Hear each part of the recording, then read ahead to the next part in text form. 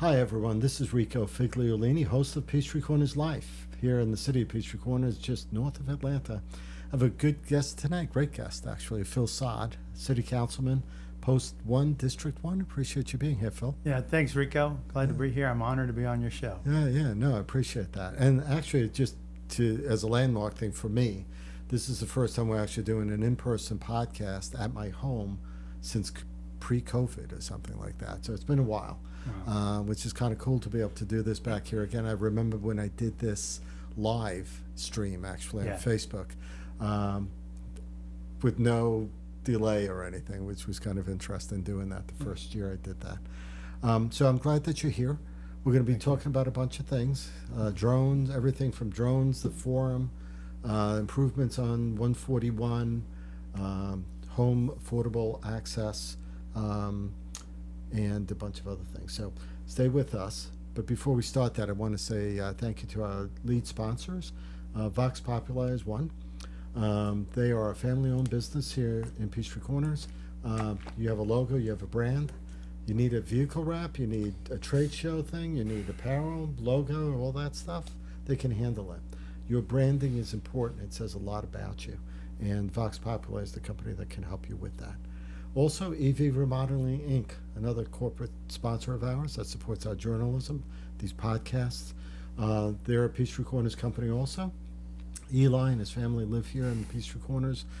They've done, I think, over 260 home remodeling jobs, bath, kitchen, whole house remodels. So check them out. You can go to evremodelinginc.com. Great family, great work, top of the line work. So check them out. And I want to thank them again for being sponsors. I guess the first thing I want to get into, we're going to, for our reference and maybe a little bit for, as you see the stuff on the screen, if I can get this right. Okay, hold on. There you go. Hold right there. Okay, right there. And we're going to go up here. We're going to view it. Okay. This is for our reference. You probably see this on the screen as well, but what I'm going to do is I'm going to share from a full screenshot of some of the stuff we're talking about. This way you get a better idea of what we're doing here. So the first thing is drone as a first responder. Yes. We're a smart city, smart technology. Yeah. I know the marshals have been doing a lot of work using Crime Center in the cloud. That's right. So this is a new company for us to deal with, to work with? Yes. So tell us a little bit about that. Sure. Yeah, it's a new relationship. Yeah. The city's entered into a pilot program Mm-hmm. with a drone company called Brinc, B-R-I-N-C. And Brinc is a U.S.-based company. They have a very close partnership with Motorola Corporation. And Motorola, amongst other things they do, they also do 911 emergency call center software. They do computer-aided dispatch. They do real-time crime center software. Right. So it's a very complementary fit between Motorola and Brinc. And Brinc has hundreds of drones out there, but this is the first time they've done DFR, which is drones as a first responder. Wow. Okay. This is almost like sci-fi, near sci-fi, Yeah. right? And when we're talking about automation, this stuff goes out automatically. Yes. Right? Yes. Well, we're the first, I think we're one of 5 cities in the country That's with right. them, and the first one in Georgia. That's or correct. the only one in Georgia, actually. Yes, they selected 5 cities Yeah. to partner with on this pilot program. And as you mentioned, we're the only one in Georgia. Right. And also they came to us because of their awareness of the city through Curiosity Lab. Yes. The Curiosity Lab has done a great job, I think, overall, nationwide. And I mean, the companies from Israel, Ukraine, there were 5 Ukrainian companies that were here some months back, Yeah.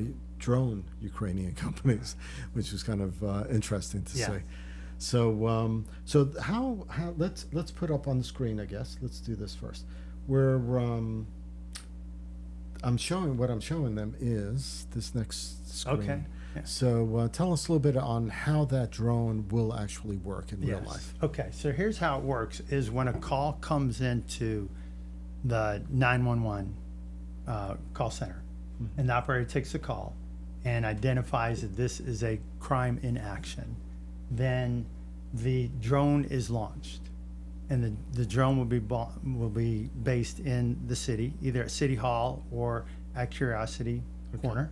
Okay. And so the drones were launched, the officers are dispatched, right? And so the drone then flies along public streets to the crime location. So we'll have pre-planned flight plans. So it's the drone's running automatically, is going on its own. No one's operating it. It takes off and it goes. And so if you can see on this picture here, Right. you've got a police officer that is on its way to the crime scene, and its ETA is 6 minutes, 59 seconds. You've got another officer that was in the area. Its ETA is 4 minutes, 59 seconds. And then the drone is flying. Its ETA is 35 seconds. Ah. So the objective is that the drone is the first responder to the crime scene. And so then once it arrives, then an operator can then take over and do any other maneuver that you need to do. Now, on its way, the drone also has lights, red and blue lights. It has a siren that can turn on. Really? But once it arrives, we'll turn the camera on. So we don't want to have too much camera action on its way there. We want to avoid we want to keep privacy, issues. yeah, Sure. as much as we can. Sure. But once we get there, then the camera turns on. It also has a megaphone, has a speaker, so now we have communication with people on the ground. Okay. But the objective is that once the drone gets there, now we have eyes and ears on the crime scene. We can see how many people are there, what's actually taking place, Right. and that will help the officers be better prepared when they arrive, which will help de-escalate as much dangerous situation before they get there. So remotely, the officers, people back at the crime center can see what's happening because the drone has cameras. Okay. So at the crime center, they'll be able to see this. Yes, remotely, the officers can see it from their car. Okay, they can. Yes. Okay. So being able to do that and even probably direct between the officers where to move the drone even to look is probably possible also, I would Yes. imagine, communicating. That's right. Now, these are going to only be used for specific types of crime scenes, if I understand correctly. That's right. I mean, it can be used for anything, but most likely Yeah. it's going to be specific crimes where there's crime in action, there's potential danger. We need to get there quickly. Okay. You know, a priority one. Every call that comes into the crime center is given into the 911 center is given a priority code. Right. Priority one is like, lights and sirens. Yes. Get there as soon as you can, Right. drop everything. So situations like that where the drone will help make a difference for the Would, officers. would it also be used in burglaries and such? It can. Okay. Yes. Or if there's vandalism going on at a retail location at night or on the bridge or Yes. stuff like that? That's right. It doesn't have to always be, a real-time crime in action. I mean, it can be used for even things like a missing person, help identify a missing Right. person. This past weekend, we had a missing person here in the city. The person was in Peachtree Corners Circle, and he was an elderly gentleman with dementia, Wow. and he was lost. He was lost from his family, and ended up, I don't know how he got there, but he ended up in Johns Creek.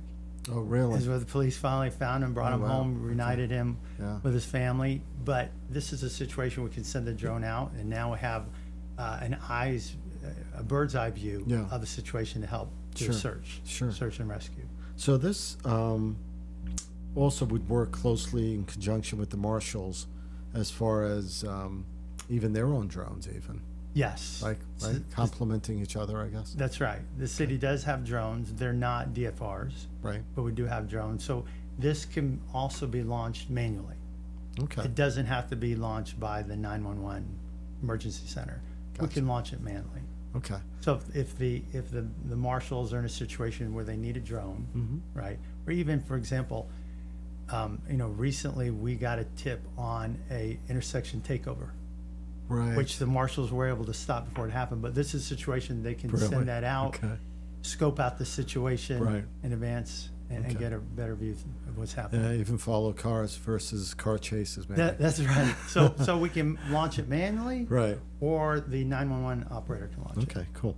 And these things, 40 minutes is a long time for operating it, and they can last 40 minutes out there. The battery, yes. Yeah. So it's good enough, and it goes 3 to 4 miles. That's That's his pretty distance. much is, yeah. So I mean, Yes. that covers a wide range. For the most part, it'll cover most of the city. Yeah. With that, and then we can have other remote locations where we launch a second one from, if we Okay. need further distance.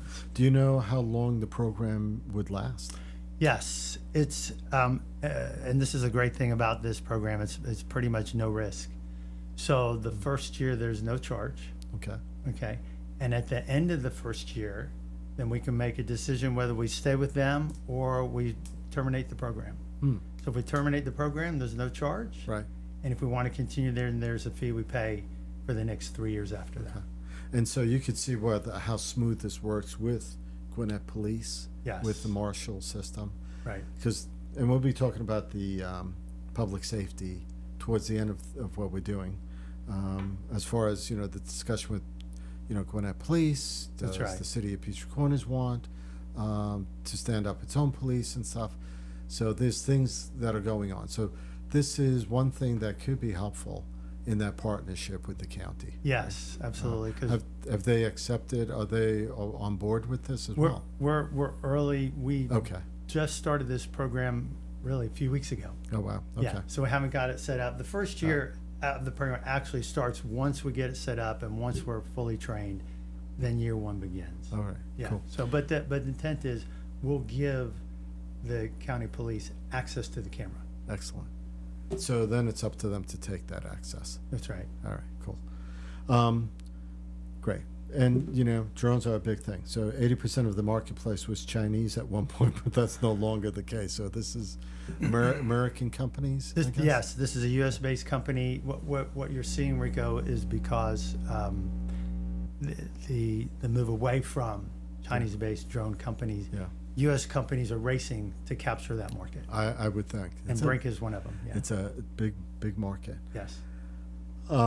So going from drones to trails, we're going to be talking about Crooked Creek Trail. Let me see if I can bring that up here. And this is the same map that I'm going to be showing you guys. Yep. So tell us a bit about what's going on here. This is along Spalding Drive and Peachtree Corners Circle. Yes. So Spalding Drive at the top of the slide here is the border of Peachtree Corners, and this is what we're seeing in the green and blue is the Crooked Creek. Crooked Creek actually runs under Spalding Drive, and this is where the trail will begin. So the Crooked Creek Trail will run from Spalding Drive to Peachtree Corners Circle along the creek. I gotcha. Okay, and for those that might see the date on this, it was an open house. I'm pointing at it, but you can't see that. But there was an open house January 8th from 5 to 7. How was that open house? Were you able to get there? Yeah, it was great. We're working with a consultant that helped, and they had huge maps Okay. of the creek. This is 1.3 miles. It's got 0.6 miles of spurs jetting out from there, and allow people to see the map, see where the trail goes, Right. and be able to provide comments. So we have an article online also with sharing some of the pictures from that meeting at livinginpeachtreecorners.com if you want to check that out. Part of this money, or I guess the development of it, this trail system is, there's so many trail parts, I guess, that are going to be connecting at some point. This was funded through where? Yeah, very good. Federal funds. Federal funds. This is federal funds. Yes. All right. We've got. And I think, as far as the work that's being done there, I mean, it's less disturbance of areas on there, right? I mean, Yes. You all are trying to not damage the natural area that's there, I guess. Exactly. This is the longest and most significant part of the trail system in the city. Probably one of the most difficult because it's running along the stream. Yeah. There's a tremendous amount of EPA obligations that we have to follow, feasibility studies, making sure we're not damaging the nature in any capacity. And when you involve water, everything is amplified. So we've been working on this for years to get to this point where we're finally at a point where we can tell the public, okay, here's where we are. Right. These are our plans. give us some feedback, tell us what you think, and then incorporate that into our designs going forward. Okay. And when do you all think that this is going to actually take place? We're probably about 2 years away from when Really? construction will begin. Okay. So it's a very long process. We are making progress. Yeah. And the good news is this is long term for the city. So we're eventually going to get there. Yeah. And once we do, it's going to be an incredible trail and I'm a sure. valuable asset of our city. I'm sure. I mean, the amount of trail systems that the city's putting together that are even interconnecting with other cities, right? Yes. Other properties and stuff and parks Yeah. and such. I mean, it's going to be, it takes a long time. Government takes a long time sometimes.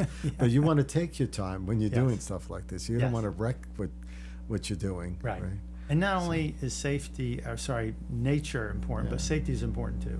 Because the trail has a lot of terrain that is covering. Part of the trail will be a ground level. Right. Part of it will be above grade. Right. Part of it will be a bridge going over water, going over floodplains that are back there. Okay. And other part of it's going to be natural. So it's a combination of a lot of different things. So it's going to be very interesting. There'll be places to stop off and sit Yeah. in a bench. I think when a lot of people think of trails, they think of the Atlanta Beltline. It won't be anything like the Atlanta Beltline, which is very retail. This one's going to be very natural. Yeah.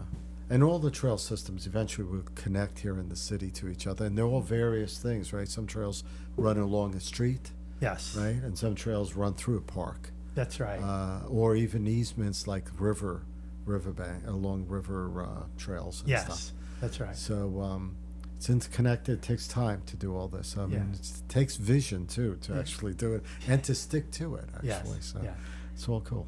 And and even though this trail starts at Spalding Drive, it's connecting to the multi-use trail that's Yes. there, that Yeah. runs along Spalding Drive between Winter Chapel Road and Holcomb Bridge. Yeah, and we're going to be, I think, talking a little bit more about something like along those lines as well. Yeah. Let's bring up, let's see, the next thing I have here is the workforce equity housing. So I'm going to drop that on the screen. This way you guys could see it a little better. And I think this is where we were. This is what they're seeing. Yes. Um, Okay. So tell us this. So we're talking about workforce equity housing. That's right. Affordable housing for hopefully teachers, public workers. I mean, the whole idea is to be able to provide housing here in the city of Peachtree Corners that's affordable to people versus them being priced out, right? Yes, that's right. My son just bought a townhouse. He was looking at Peachtree Corners. You can't buy anything in Peachtree Corners for under, I think for under like $550 or something like Okay. that. So it's difficult. So I can see, how some people, I mean, if you want to live here and you work here, it's a very difficult proposition. So tell us a little bit about Mechanicsville. That's what this is about. Really. That's right. And Rico, you made a very good point. A lot of people work here in the city, but what they've said is we can't afford to live here in the city. Right. We want to work and live here in the city. We like the city, we want to live here, but we can't afford it. Yeah. And so one of the ways that we're helping to address that is that we're in the process of acquiring property in Mechanicsville, which is in District 1 of the city. Right. And what What borders Mechanicsville for those that don't know? Maybe I should put this back up. Buford Highway is as the border of the city, Okay. So Buford Highway, which is Jones Mill on Road? on the screen you'll see the horizontal green line. Yeah.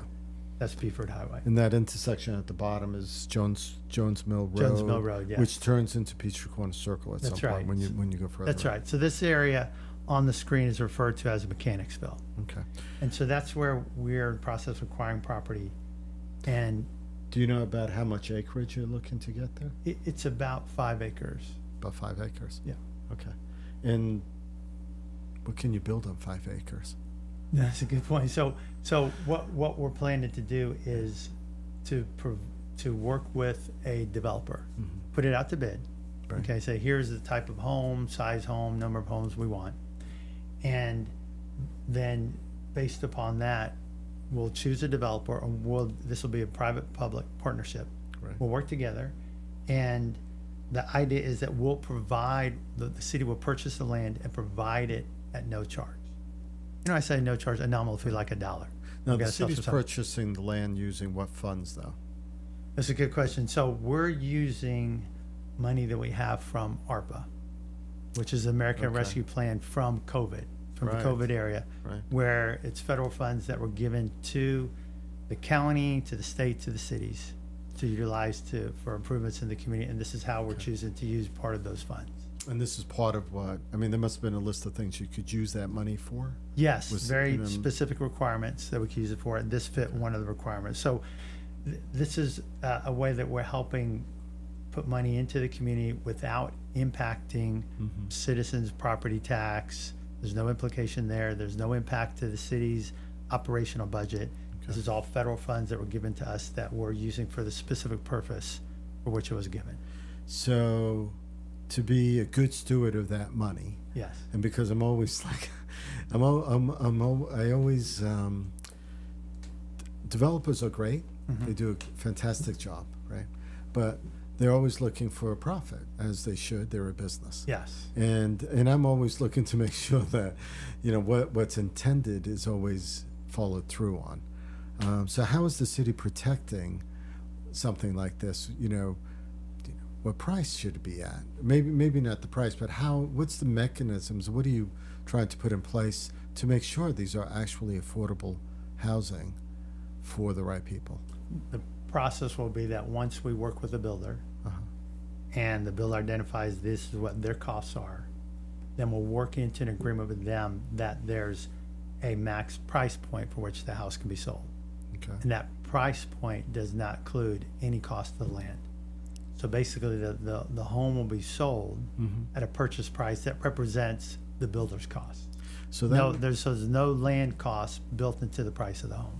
So, for example, if normally this would be a 2,000, so are we talking townhomes or single family even, or there's no idea yet? Still to be determined. Okay. It could be a combination of both, but we have a committee Okay. that's driving this, and they'll define those requirements. So the understanding would be that, let's say normally that whatever is settled on, but let's say the average price normally of something would be 450,000, Right. because you've removed the land aspect of it Yes.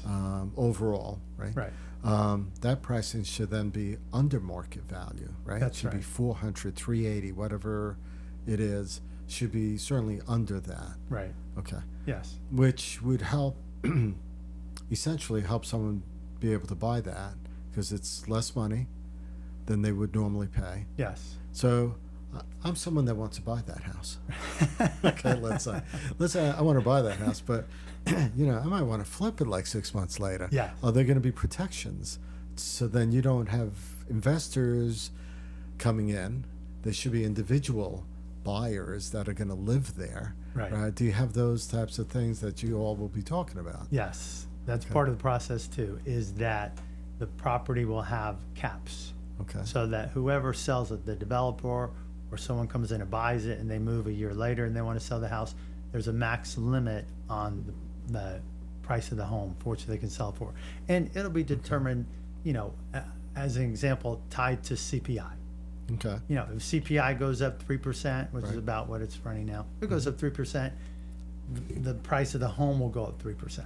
So Okay. if you buy it, you want to Right. sell it a year later, you're capped at that 3%. And that's just an example, but that's, No, and that's- we'll look for a metric to use to put a cap on the Sure. price of the home. Sure. Does that go into, at some point, I think that should stop, right? I think, but, like maybe 10 years later, 5 years later, but you all are looking at things like that, I would Yes, imagine.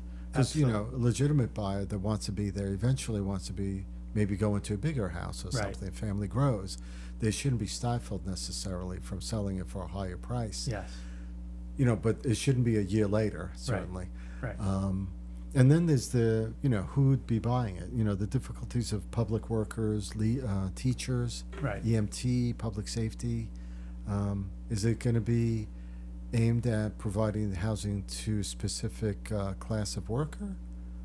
The committee will work through who can be eligible. Okay. Right, as much as, as much as it can be restricted, Right. right? Right. They'll look to see how they do Yeah. that, because I mean- the intent is to to provide housing for those type of people who want to live there but Right. can't live there. So that it's work going in to the city. be somewhat means tested to a degree, I would imagine then. Yes. Okay. Yeah. Because, I mean, right? I mean, the whole idea is to let people that can't normally buy something at a higher price but work here in the city should be able to buy it. That's right. And this has been in works for a long time, but we're at a point where we're making progress, Yeah, steps moving forward. sure. We're buying the property, and that's a huge step. And then Yeah. a lot of these details of how this works will then be worked out by the committee. But the intent is that we want to provide housing for people that want to live in Peachtree Corners but can't afford it. Right. But also, it's not so that anybody profits from it that shouldn't, such as the developer or such as an investor. That's not the intent. Okay, well, that's good then. Yeah. I mean, not to, I don't want to bring politics in here, but I just heard something about, and maybe Trump's a five-letter word, but with some people, but I think he just was trying to pass something and codify private firms from buying single-family homes, and so, I would imagine that, an ABC LLC wouldn't come in and buy 3 units of whatever's being built there. Right. I would imagine you all would also be looking at stuff like that. Yeah. Okay. I mean, and someone who comes in, even if they were eligible and thinking, I'm going to buy it because I got a price below market and then next year I'm Yeah. going to sell, make a lot, it's not going to happen. Okay. So those restrictions will be in place Excellent. to prevent that from happening. Perfect. That's a perfect thing. So going from one housing thing to some other multifamily and other types of units on Peachtree Parkway. Yeah. So we're talking, let's go to the forum. Let me put this up on screen too. What I'm going to show here is, actually, let's go back one actually. Okay. So I'm going to put up another one. Okay. So this is showing the Barnes & Noble, for those that can see that both on the Yes. screen, right? The red circle. Yeah. That's right. So I think we've known, so the forum has done its thing, from Yeah. when it was bought and stuff, right? By North American Properties and now by Jamestown, That's I think right. owns it now. There was always going to be multifamily on that property. Yes. And this goes to rezoning that was done several years ago. How many years? I don't even About 3 remember years that. ago. 3 Almost years 3 ago? years ago. Yes. Okay. And a boutique hotel. So that was all approved. There was conditions on it. So now it sounds like it may be coming to fruition to get done. People have noticed that the Barnes & Noble bookmarked, if you will, the old Navy store. Yes. Right, so they're going to be moving there. There's some construction going on around that building. So a smaller footprint for them, but they want to stay here, which is great. Bookstore, love books. So I'm all for that. Yes. They should stay. We shouldn't have to buy everything on Amazon. But the Barnes & Noble, the old Barnes & Noble. So this is Peachtree Parkway. People on the right side, you'll notice Peachtree Parkway. That's the boulevard heading towards the middle part where the Christmas tree was this past December. You'll see the Barnes & Noble there. So that's going to become what now? That Barnes & Noble building. Yes. Okay. So as you mentioned, Barnes & Noble in the red circle is moving out to where Old Navy used to be. That will vacate the Barnes & Noble building, and then the hotel they will build is where the Barnes & Noble was. The hotel. Right there on the corner. Okay. Yes, the hotel will be on the corner. So is this going to be like on this corner Yes. and not come back or anything? That's right. So it'll be on the corner, right there Right. by the fountain, and it will come back to the driveway there. So It if will, you're okay. on Peachtree Parkway going south and you turn right and then take immediate right Right. to the form, those parking spaces right there, that's where the hotel will back up to. Okay, so it will take up this existing part here. That's right. Okay, and this is supposed to be something similar to like a boutique hotel. That's 100 right. 120 rooms, maybe. Yeah, a little step above Okay. than average hotel. Right. And that's the size, 125. rooms, They're yeah. looking to start doing that. Early 2027. A lot of that's still Okay. dependent upon funding when they get the money. Really. Yeah, Okay. but they want to either start the hotel and or start the multifamily in early 2027. Okay, so the hotel part, takes up the whole space, or is there retail downstairs as well? How No, is that gonna look? that'll be hotel there, Okay, but there won't be, retail like some of these other shops around it. okay, got it. All right, so let's go, I think go back? No, go forward. And I'm gonna put up another schematic. All right, so what you guys are seeing is the multifamily locations, which is a little different, obviously, from what it was, I think, initially. Initially, the hotel was going to be near the bridge side, but they've swapped it out to where Barnes & Noble is now. Yes.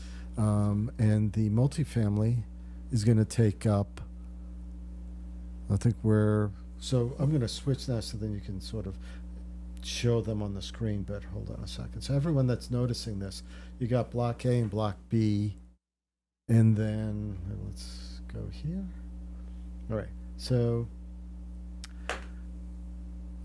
where is it going? Okay, so to get Yeah. bearings, here's the fountain Right. circle. Here's Peachtree Parkway. Mm-hmm. Here's the entrance in, and so this is where the hotel is. Here is where part of the multifamily story, 5-story building will be.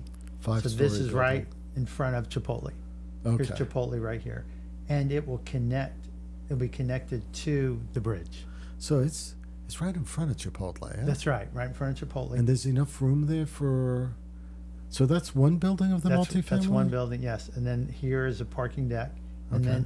then along this edge, along this drive, will also be more multifamily. Okay, so that's along the boulevard that goes into the Forum. That's right. So you'll have units, Right. 5-story units overlooking the boulevard. Okay. For some people Yeah, that like yeah. that Sure, activity, sure, yeah, it's a great view. They can look down and see all the activity going on, the traffic and the people walking. So when we're talking about multifamily units, how many units was that they're putting in there? They've reduced it to, it's going to be, I think their newest count is below 300. Okay.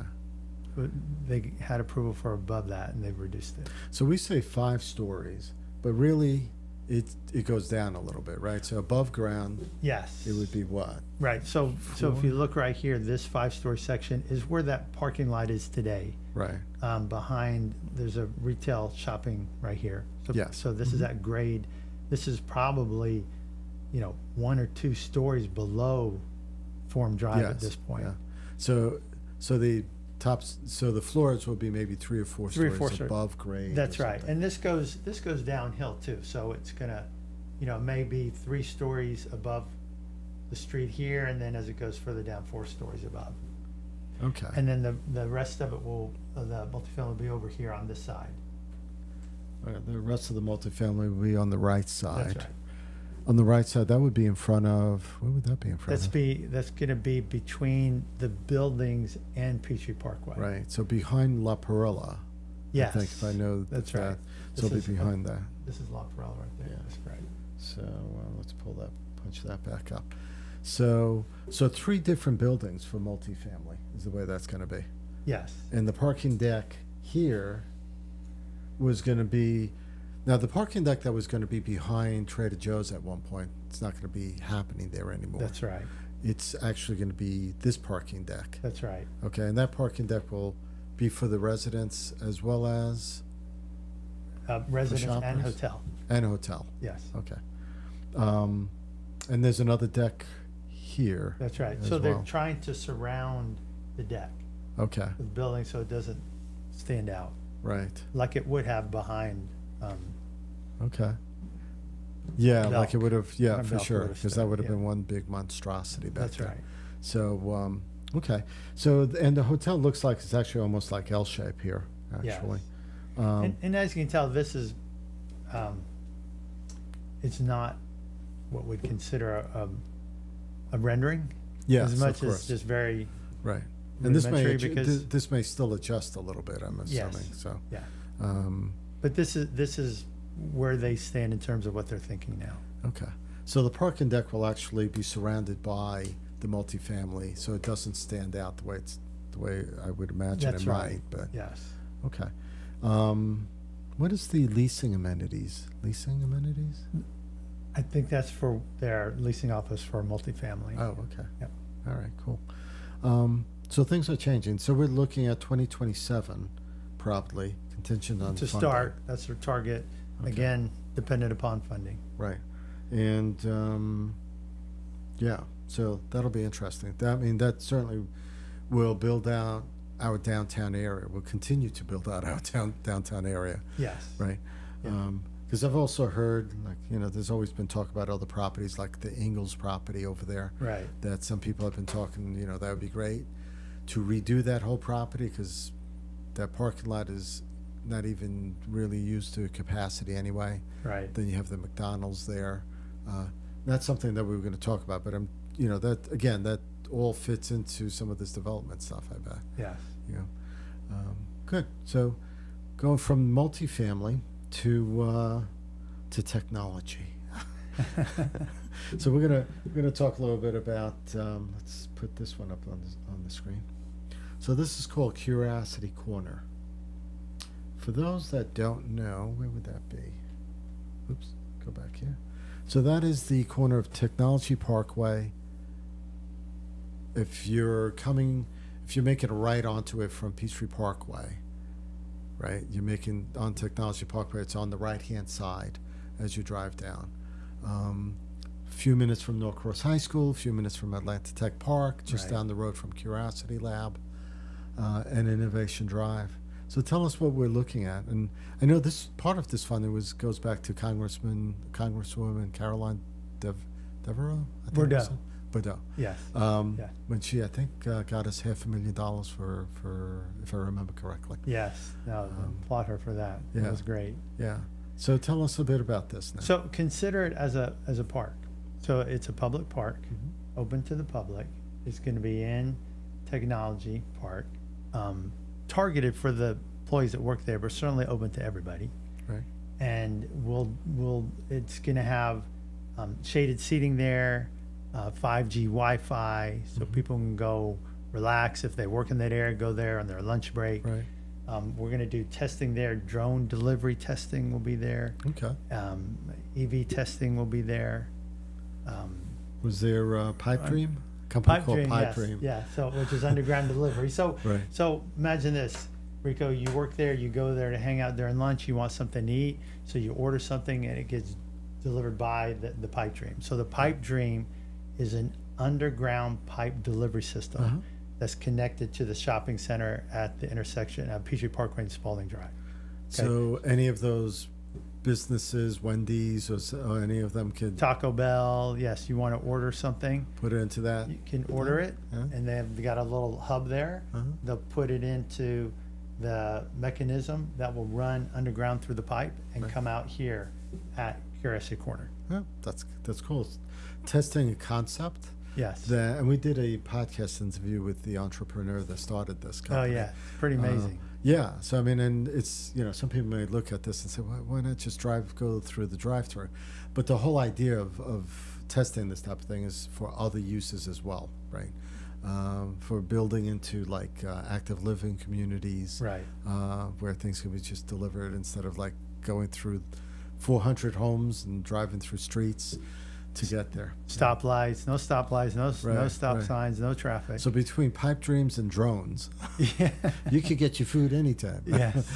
Or delivery of an Amazon thing, Yes. I guess, or something. Well, big part of our focus is innovation. Yes. And so anyway, we're providing this to allow people to take advantage of it. And it community also, building community a little bit, because it is a hub, right? That's right. And we plan to have programs there for social events, food trucks, and things Right. like that. Yeah. Companies can come there and have after work events. Probably even do some events there like cornhole or stuff. Yeah. I mean, it looks like there'd be enough room to even have something set up like that. Yes. Yes. Cool. Just one more place. And that land, how was that land? That was land that was purchased or? Yes, the city purchased it, and we expect this project to be finished in spring. In the spring. So if you drive by now, we've already got the stairs on the front that are facing, there we go, Right. facing Technology Parkway. So you drive down Technology Parkway now, and that's what you'll see. Right. So you can either drive or walk to it, depending where you are in the tech park. Yes. Cool. lot of technology moving along. So moving from one road to another, let's, we're gonna bring up Peachtree Parkway, East Jones Bridge Road. Okay. Let's go there. That's the same screenshot you all are seeing right now. So tell us a little bit about what we're looking at right now. Okay, so this running horizontally is Peachtree Parkway, and then vertically is East Jones Bridge Road. So we're working on intersection improvements, looking at ways we can help traffic flow. And part of this project includes picking up a third lane on Peachtree Parkway going south. Right. So from the Wellington Lakes neighborhood Mm-hmm. on Peachtree Parkway going south to Peachtree Corners Circle, there's a third lane which is a dedicated turn lane. Right. In and out. That's right. So we're going to take that lane and convert it to a straight through lane. So for those people that may already be using it that way they shouldn't be. Yeah. It'll be legal to be able to do that, taking it all the way south, right? That's right. Yes. How That's far right. south will that go? Go actually? to Peachtree Corners Circle. Peachtree So Corners once you get to Peachtree Corners Circle, then there'll be a little bit beyond that in front of Right. the QT, and then merge back into two lane. Gotcha. Okay, which is great because that's a busy intersection right where CVS is. And that's where it Well starts said. to get bottlenecked. I mean, Right. if you're on Peachtree Parkway heading south, Mhm. as you approach the Ingalls Shopping Center, it begins to back up. Oh yeah, for And sure. it's backed up pretty much from there till you get past the Forum. And that's where we're helping to improve the traffic flow. Yeah, I think that makes sense. I mean, there are people that sort of cheat their way through by using that already. So I mean, that's just to be able to do that, and to be able to do that all the way down to the QT. I mean, that just makes sense. Yeah. People have to get used to it, also, I guess, to some degree, right? Yeah. This is way better than the getting used to the jug handles by Holcomb Bridge and Spalding Drive. I think some drivers are still figuring that one out. Yes. It's been confusing for Yes. sure. Signage will improve probably over there, I bet, to a degree. So, Yeah. but this is all I think this is a state road, right, or a county road? Yes, Peachtree State road. Parkway is Yeah, a state road. Yeah. It's a city project.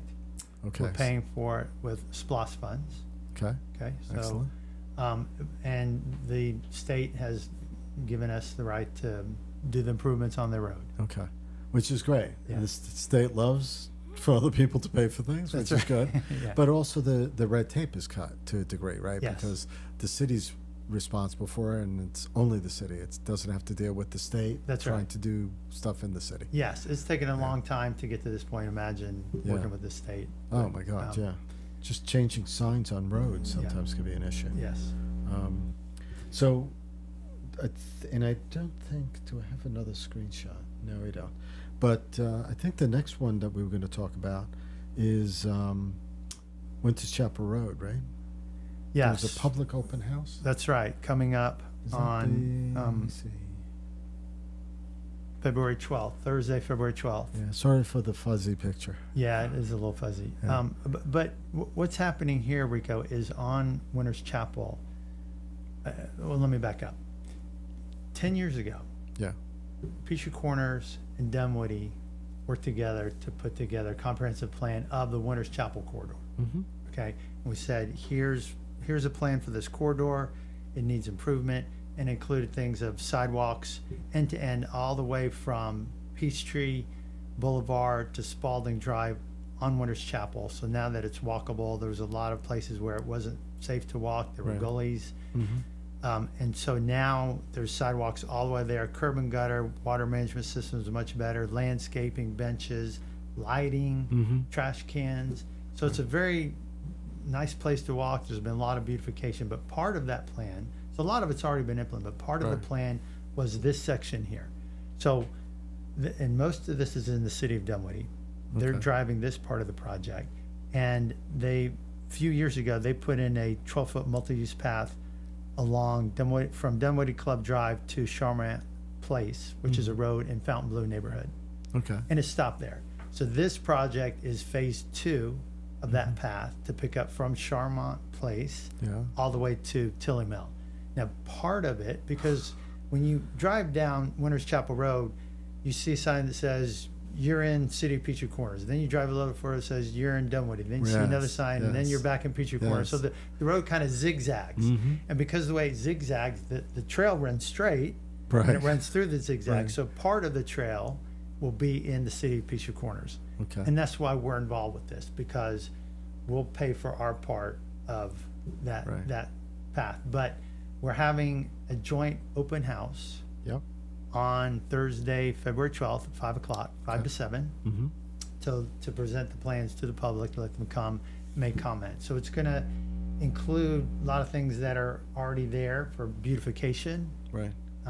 and also improving traffic. There's going to be 2 intersections that improvements will be made to. One of them is at the intersection of Winters Chapel and Sumac Drive, which is the entrance to Lockridge Forest.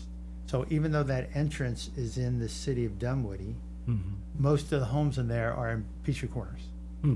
So Okay. probably 90% of the homes, it's a large neighborhood, 450 homes, Yeah. 90% of those homes are in Peachtree Corners, but you have to go through the Dunwoody entrance to enter and exit. That's the interesting. neighborhood. That's interesting. So, but the good news is Yeah. there's going to be improvements to that entrance which are needed.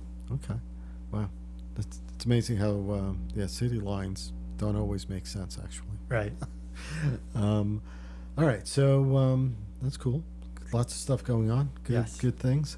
Let's get back to a little bit about public safety now. And public safety. Georgia Association of Chiefs of Police. Yes. So that organization actually just recently opened a location in Peachtree Corners? That's right. Earlier this month, Okay. the Georgia Association of Chiefs of Police Mm-hmm. is the primary training organization for police officers statewide.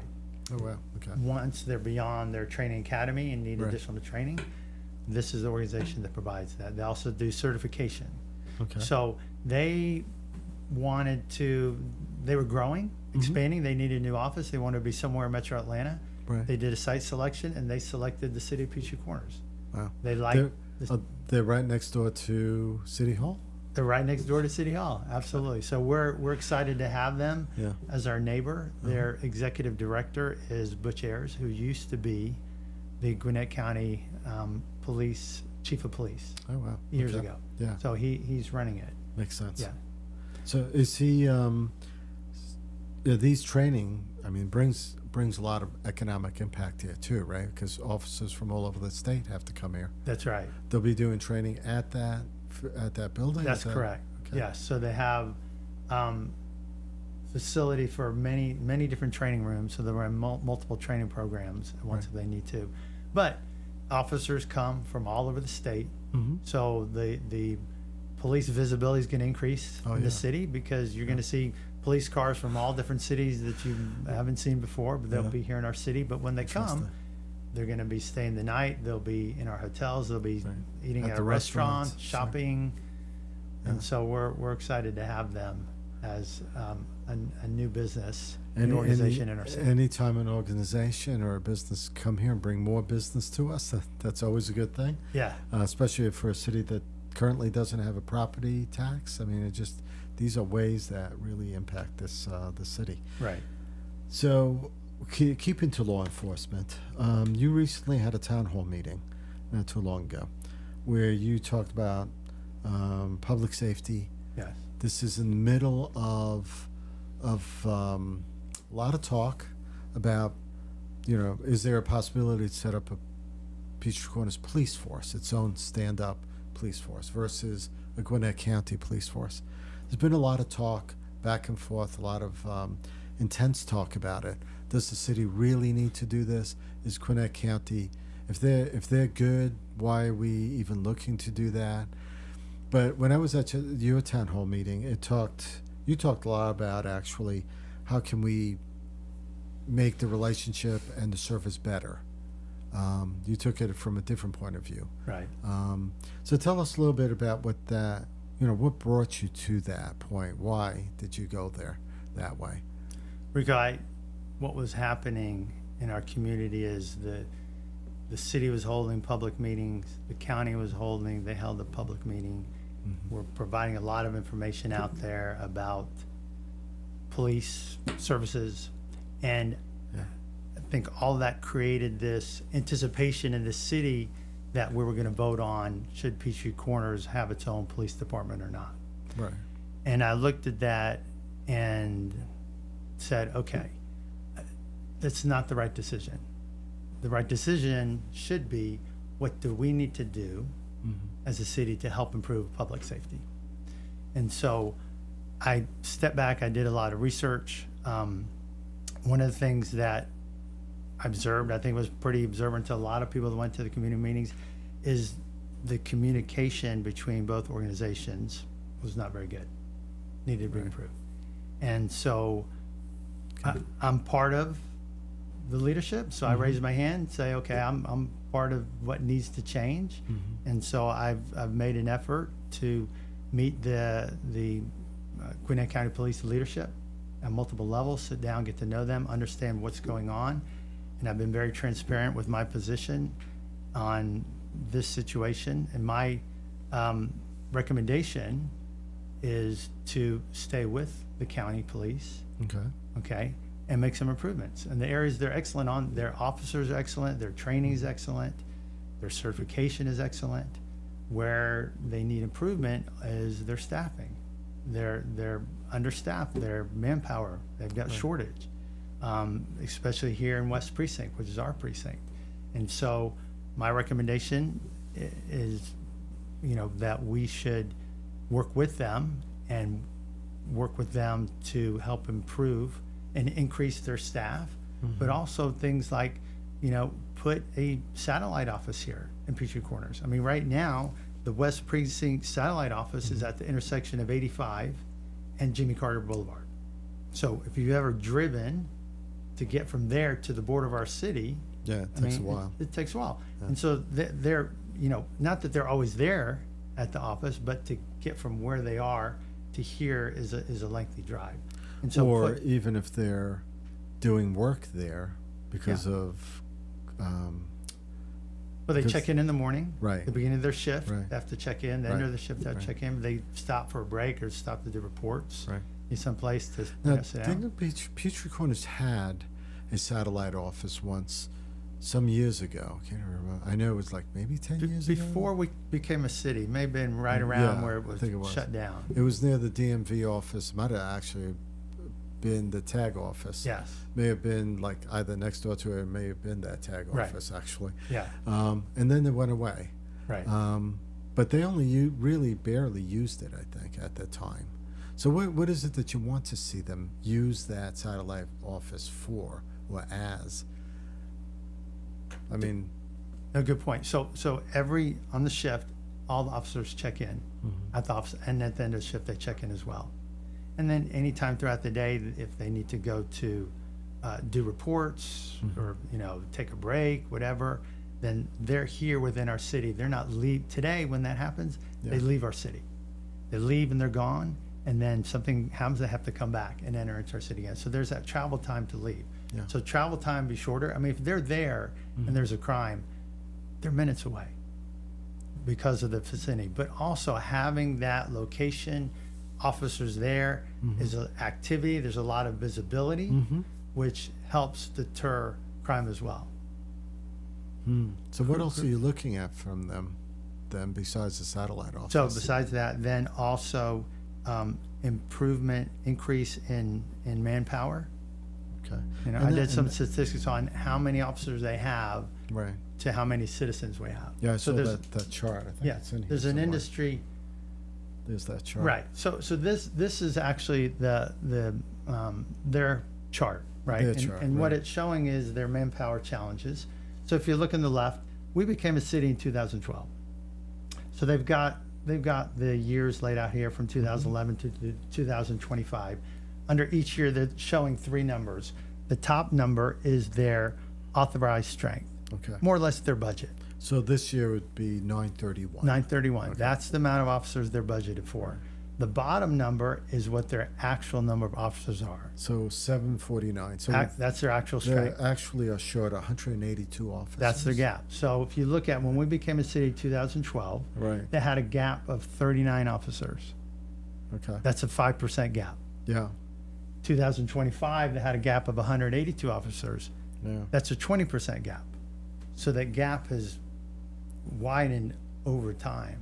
Yeah, And so- especially around 2021, I guess. Yes, and so they had an impact because of COVID, Yeah. right? But they've been working on closing that gap. You can see the numbers are getting better gradually, Yeah. and we're anticipating they'll get better in 2026. And so that's one thing that we need as a city is improved level of staffing. No, we And- have and a- no, but we have no control over this, right? I mean, this part we really have no control over. What we have control over maybe is what you had suggested at one point, I think, which is to say that we need a certain amount of police force here, Yes, and then we need a minimum amount here through the day, Right. let's say, or the evenings. right. How do we guarantee that even when, if there's emergencies in other places and they're short that many, Yeah. that they will even be able to say, yeah, we could do that. Yeah, I mean, that's a good point because the Peachtree Corners is the west side of the precinct, Yes. right? Which goes all the way across 85 on Right. Jimmy Carter, Right. right? 75% of the crime happens 75% of the crime in the precinct happens outside of Peachtree Corners. Yes. Right? And so what we're requesting is more officers here without leaving, Right. which means they're going to have to increase headcount. And that's what we're requesting is to increase the headcount. So they have a budgeted number, right? Part of the challenge is not just hiring. They're very selective on hiring and even more selective on who they graduate from their academy. Sure. So when they graduate an officer, he or she's been trained Right. at a higher level than most police organizations around the state. For sure. So they hit the ground. Yeah. They're ready to go. And Yeah. but one of the challenges is the retention. Right. Because some of them, after they're trained and they get experience, they decide they need to leave. They're very valuable. Yes. Right. So you've got other cities around us. So Yeah. you look at Peachtree Corners, we border 8 cities. 7 of those cities have their own police department. Yeah. Right. And they offer more competitive packages, and not just the ones around us, but all over. And so retention for officers less than 5 years in Gwinnett County is low. Yeah. Retention is very low. And so, for example, they provided some information where they've had some years recently where they've hired approximately 100 new officers, trained them. They graduated 100 new officers. Right. They lost 100. Oh, really? So the net gain was, Yeah. there wasn't a net gain. You think And that if they're going through, are we paying for that training? You'd think they would have to be forced to stay here at least 3 years if they're going through the training. Well, I don't know that level of detail of the conversation, yeah. but I know a lot of cities around provide retention bonuses, Yeah. signing bonuses, Right. bonuses if you live in the city. Yes. Or, yeah. Or they so might even give you other advantages like Yes. housing and stuff like That's that. right. I And, guess. I know that the county's been working very diligently to continue to improve and update the compensation plan. They've increased the compensation significantly over the To be last able to 5 compete, years. yeah. Yes, so they're continuing to up their what they offer to attract and retain Yeah, good because- officers. So it's very challenging for them. Because this 931, I don't know how that works as far as budget goes, but like Right. they have budget to hire, Right. and they have positions to hire, and they have money there Yes. in there, but they're not being able to hire them to hire these people. The money's there though, right? Right. Okay. Yeah, it's going to be interesting to see how that's going to work Yeah. because, I mean, and some people might say, well, like you said, 75% of the crime is on the other side of outside Peachtree Corners, let's Yes. say. And that is true, and that's where the police should be, right? Right. But that also leaves other quality of life issues that police should be maybe dealing with as well. I mean, how many times has there been, I don't know how effective they would be. Maybe I'm talking out of turn. But Lululemon or some of the other shops that have been shoplifted multiple times, half a dozen times, a dozen times during the year. Yeah. and no one's catching anyone. I mean, they did catch, I think, one set of criminals not too long ago that did that because they tracked them with the cameras down to Atlanta or something. They had enough money they could file a felony charge on them. But yeah, that's a tough thing to be Right. able to negotiate and to say this is what we want as a city, and how do you hold them their feet to the fire at that point? Yeah. And that's where we need to do a better job collectively of our partnership. Okay. And I think, you know, part of it too is not just here's what we want, here's what we need, but let's review what the level of service is, what's Right. going on, Right. what are your plans for the future. And I think that's lacking right now. Yeah. And that's part of my recommendation is let's have regular meetings put in place. Let's evaluate metrics to understand what's happening with the level of service that are being provided to our citizens Yeah. and what's being done to make improvement. So not just the manpower, but how do we continue to improve and make things better? Because ultimately, that's subjective. We want better public safety. I don't Yeah. feel like Peachtree Corners has to have its own police department. Mm-hmm. What I want is better public safety. We have an excellent organization with the county. They have excellent leadership. Mm-hmm. Got to know them, and I support them. Proud to have them serve in our community. So let's figure out how do we take this forward, what we Right. have, and make it better. Okay.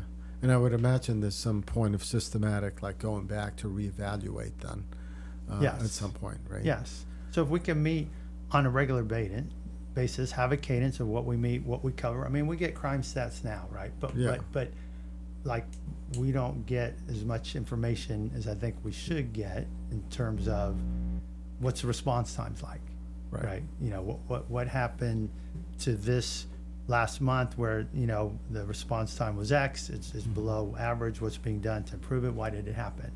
So you want better data. On better data, yeah. Given Part of that to- is we haven't asked for it. Okay. Okay, so Really? you know, Okay. this is it's two-way. Okay. I'm not pointing fingers at anybody, Right. but I'm just saying, look, here's where we're at. Right. Let's stick with them. Let's make it better. What And about if we can do working- that, we're gonna provide a better service to our citizens, and that's what it's ultimately about. And what about working closely with our city marshals? Yeah, absolutely. You know, our city marshals, you know, just for clarity, they're not on the other end of 911 calls. No. They're not responding to, Right. you know, a burglar or something. Now, certainly if they're in the area, they can assist, Yeah. right? And they do some of that. Mm-hmm. But, you know, they're doing a lot of more strategic, behind the scenes criminal activity, such as they've been involved in a lot of illegal massage parlors, illegal Closures, yeah. businesses that have, you know, that we've run sting organizations in the middle of the night to you know, fight crime that way. Yeah. And a lot of that stuff the public doesn't really see No, for sure. because we're doing it behind scenes, and a lot of that is illegal activity that the businesses are doing their best to hide. So when is the city formally, are they gonna formally request like this review and stuff? Yes, we're in the process of establishing a meeting. You know, the two highest level elected officials from both organizations, the mayor, Mike Mason, Right. and the Gwinnett County Board Commissioner Chairman, Nicole Love Henderson, have had discussions. And so the next step is that we'll meet with them to Okay. work through supporting them and see what we can do for improvements and lay Excellent. out what our requests are. Excellent. Yeah. Have we missed anything? That we had a pretty long list. We've been an hour together here.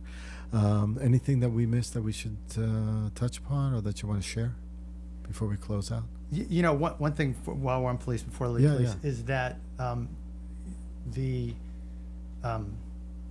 acting commander over the West Precinct, Yeah. Jordan Griffin, Uh-huh. who'd been there several years, has now moved on to a different position.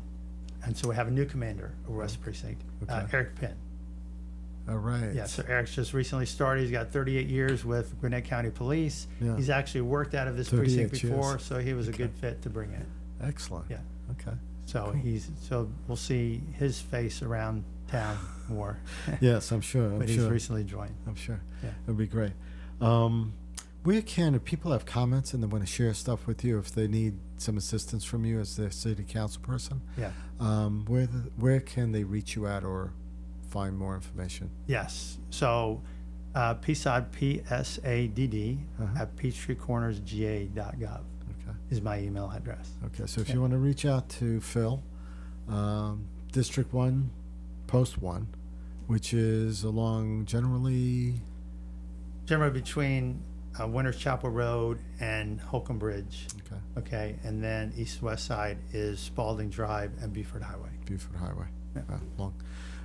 So if you want to reach out, if you have issues or you have comments that you want to share with Phil, or information, just reach out to him. We'll have some of that contact information in the show notes. It's been great talking with you. Yeah. Appreciate you Thanks, being Rico. here with me. I appreciate it as well. Yeah, It's an yeah. honor to be on your show. It's an honor to serve the city Yeah, and no, I'm represent sure. our citizens. I'm sure. Yeah. It's cool. Great. Thank you guys for being with us. And thank you again to our sponsors, Vox Populi and EV Remodeling, Inc. Appreciate you guys supporting us. Next issue of the magazine will be out. We're working on actually launching, I don't even know if I could put that up now. We're launching the Creek magazine in Johns Creek in February. So check that out if you live out there. And the next issue of Southwest Gwinnett, we're working on that now as well. If you have questions for us, you know where to reach us. Get to our social media. On Instagram, it's Peachtree Corners Life. So we're all here and appreciate you joining us. And leave your comments, reviews, in the notes and all that stuff. Stay safe out there. Thank you.